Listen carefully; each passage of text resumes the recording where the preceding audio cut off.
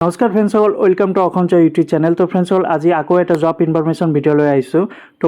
তো আজিৰ ভিডিঅ'টো হৈছে ফ্ৰেণ্ডসকল গুৱাহাটী ইউনিভাৰ্চিটি ডিপাৰ্টমেণ্টৰ পৰা আকৌ কেইটামান পোষ্ট মুকলি কৰি দিছে। তো 4টামান পোষ্ট মুকলি কৰি দিছে, তাৰে ভিডিঅ'টো লৈ আহিছোঁ। তো বন্ধু-বান্ধৱীসকল, এইটো এপ্লাই অনলাইনৰ জৰিয়তে কৰিব লাগিব।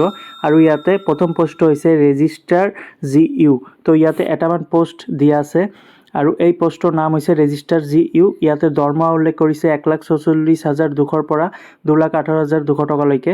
আৰু ইয়াতে এডুকেশ্যন কোৱালিফিকেশ্যন বিচাৰিছে যে মাষ্টাৰ ডিগ্ৰী থাকিব লাগিব, লগতে 55% মাৰ্ক থাকিব লাগিব। ইয়াতে বয়সটো বিচাৰিছে মিনিমাম 45 ইয়াৰ্ছ অৰ্থাৎ 45 বছৰ হ'ব লাগিব।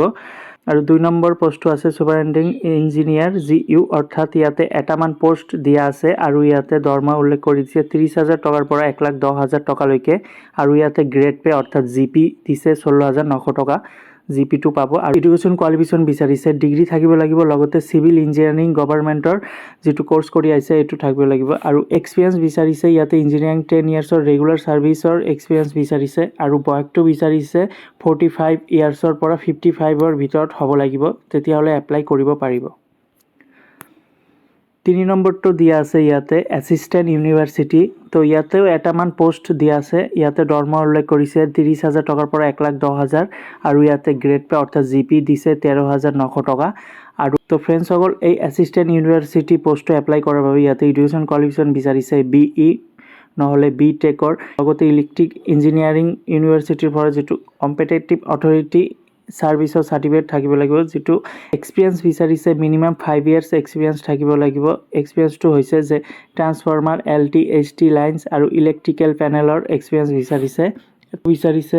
তো ফ্ৰেণ্ডসকল, এছিষ্টেণ্ট ইউনিভাৰ্চিটি এই পোষ্টটো আবেদন কৰাৰ বাবে ইয়াতে বয়সটো বিচাৰিছে 21 বছৰৰ পৰা 38 ইয়াৰ্ছ বছৰ বয়স হ'ব লাগিব। আৰু SC STৰ বাবে 5 ইয়াৰ্ছ এজ ৰিলেক্সন পাই যাব। 4 নম্বৰটো আছে চিফ মেডিকেল অফিচাৰ। ইয়াতে এটামান পোষ্ট দিয়া আছে আৰু ইয়াতে দৰমহা দিছে 30,000 পৰা 1,10,000 আৰু গ্ৰেড পে দিছে 16,900 টকা। আৰু ইয়াতে এডুকেশ্যন কোৱালিফিকেশ্যন বিচাৰিছে MBBS ইউনিভাৰ্চিটি ডিগ্ৰী থাকিব লাগিব। এক্সপিৰিয়েঞ্চ বিচাৰিছে 15 ইয়াৰ্ছ অৰ্থাৎ 15 বছৰ ৱৰ্কিং এক্সপিৰিয়েঞ্চ হস্পিটেল নহ'লে হেল্থ চেণ্টাৰৰ এক্সপিৰিয়েঞ্চ বিচাৰিছে। আৰু এজ লিমিটটো বিচাৰিছে যে 40ৰ পৰা 55 ইয়াৰ্ছৰ এজ লিমিট হ'ব লাগিব, তেতিয়াহ'লে এপ্লাই কৰিব পাৰিব। তো ফ্ৰেণ্ডসকল, এই পোষ্টটো আবেদন কৰাৰ বাবে মই মোৰ ডেছক্ৰিপশ্যন লিংকটো দিছোঁ, তাৰ পৰা গৈ আবেদন কৰিব পাৰিব। নহ'লে গুৱাহাটী ইউনিভাৰ্চিটি ৱেবছাইটত গৈও আপোনালোকে আবেদন কৰিব পাৰিব। এপ্লাই অনলাইনত হ'ব আৰু এইটো লাষ্ট ডেট হৈছে নৱেম্বৰৰ 29 তাৰিখত এইটো লাষ্ট ডেট হয়। তো এডুকেশ্যন কোৱালিফিকেশ্যন যিকেইটাত পোষ্টৰ অনুযায়ী দিয়া আছে, যদি থাকে আপোনালোকে আবেদন কৰিব পাৰে। তো বন্ধু-বান্ধৱীসকল, আজিৰ ভিডিঅ'টো এইখিনিয়ে। যদি ভাল লাগে ভিডিঅ'টো লাইক কৰিব আৰু নিজৰ বন্ধু-বান্ধৱীসকলক শ্বেয়াৰ কৰি দিব, যাতে সিহঁতে এপ্লাই কৰিব পাৰে। ধন্যবাদ।